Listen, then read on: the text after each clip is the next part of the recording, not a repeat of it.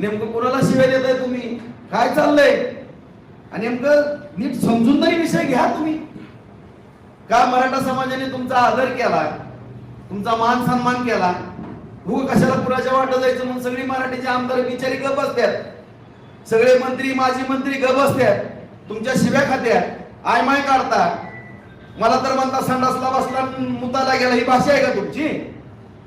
अरे माझ्या आताड्याला इन्फेक्शन झालं होतं म्हणून मी तुम्हाला 4-5 दिवस लेट आलो भेटायला, आम्हाला संडास मध्ये बसला काय, अशा जर भाषा काय पद्धत आहे का ही बोलायची? ही सुसंस्कृतपणा तुमचा झाला का? हे छत्रपती शिवरायांनी आपल्याला शिकवलंय का? या प्रश्नाचं उत्तर द्या. आता तुम्ही नका सुद्धा म्हणले माजलगावच्या सभेमध्ये त्या राजेंद्र राऊत आमदाराला असं तसं, त्यांच्या ताईला विचारा आरक्षणाची काय गरज आहे. अरे आरक्षणाची गरज माझ्या बायकोला पण माहित आहे. परत म्हणले त्याच्या आईबापाला विचारा, माझ्या आईबापाला पण माहित आहे दादा, माझ्या बायकोला पण माहित आहे. आता माझ्या बायकोने आईबापाने काय केलं, तुम्हाला काय बोललेत का? मी तरी काय बोललोय का?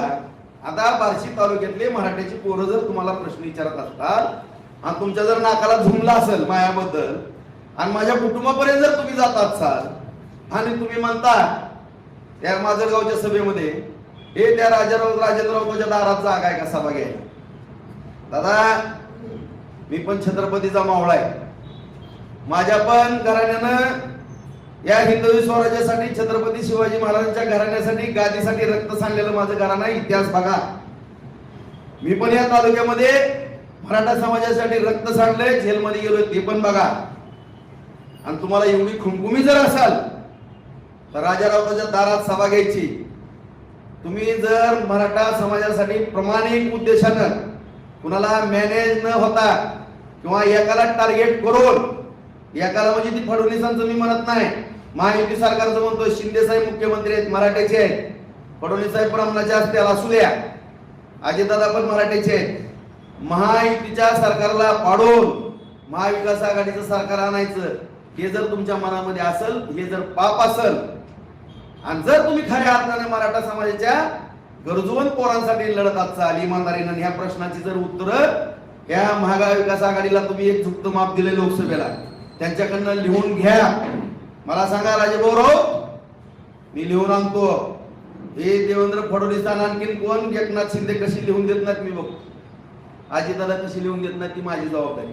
आणि जर त्यांनी नाही लिहून दिलं, सगळे पत्रकार मराठा समाज बांधव तुम्ही आहेत, राजकीय संन्यास राजाभाऊ राऊतचा जाहीर आपला राजकारणाचा संबंध नाही, यांनी जर नाही लिहून घेतलं तर या तिघांकडनं, पण तुम्ही ह्या तिघांकडनं लिहून आणायची जबाबदारी तुमची, ह्या तिघांकडनं आणायची जबाबदारी माझी.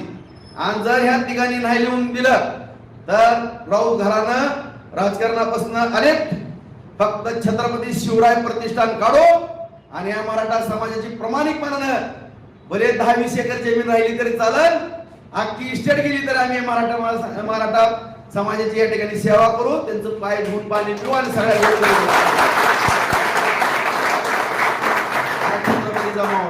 तुम्ही ही प्रामाणिक भूमिका घ्या. तुम्हाला मी भोसले चौकातनं फुलं हातरतो, माझ्या घरी चहा पाण्याला पेड्याचा घास भरवतो. जरंगे दादा हे फक्त लिहून आणा त्यांच्याकडनं आणि मला सांगा राजेभाऊ राऊत, मी हे काम केलंय, मी वाघ आहे मराठ्याचा, या वाघाने काम केलंय, तुम्ही दिलेला शब्द तुम्ही पाळा.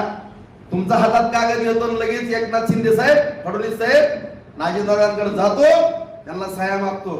जर नाही सह्या दिल्या तर बार्शीत अशीच पत्रकार परिषद घेतो आणि राजेंद्र राऊत घराण्याचा राजकीय संन्यास जाहीर करतो. दादा हा माझा शब्द राहील.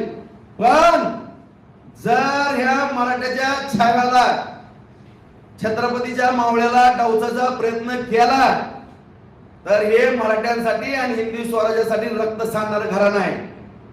आणि खंडोजी खोपड्याच्या भूमिकेत जर येईल तर राजा राऊत म्हणतात मला काय परिणाम होईल, अख्खा महाराष्ट्र इतिहासामध्ये नोंद करणे या राजा राऊताची माझं डोकं फिरवू नका तुम्ही.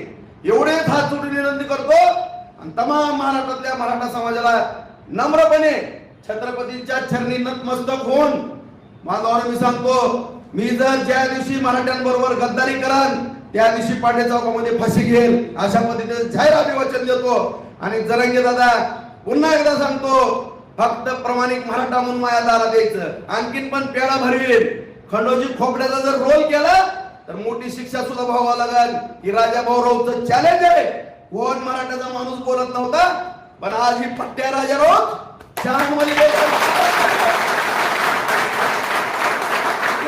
किती तुकडे व्हायचे पण किती तुकडे करायला लावायच्या त्याचं भान मला पण राहणार नाही. आणि सभा उधळणं बिधळणं माझं काम नाही. इमानदारीनं या पाटील सावकार 50 लाख रुपये खर्चून तुमची जर गेला सभा जाहीर केल्याची जबाबदारी ह्या राजा राऊताची असेल. आणि प्रत्येक घरातला बाया माणसासहित अख्खा मराठा समाज भगवंताच्या ग्राउंड किंवा पाटील सावकार आणून उभा करण्याची जबाबदारी राजा राऊताची असेल. सभेची तारीख सांगा, त्या सभेमध्ये खडा सुद्धा पडणार नाही. हे ह्या पट्ट्याच्या छत्रपतीच्या छाव्याची मावळ्याची जबाबदारी असेल संरक्षण करायची. ह्याच्यातनंच ही उत्तर दादा, आणि इथनं पुढे तुम्ही उत्तर द्याच. मग माझी 10-20 हजाराची सभा तुम्ही आहे तर मी आहे जमली जाणार.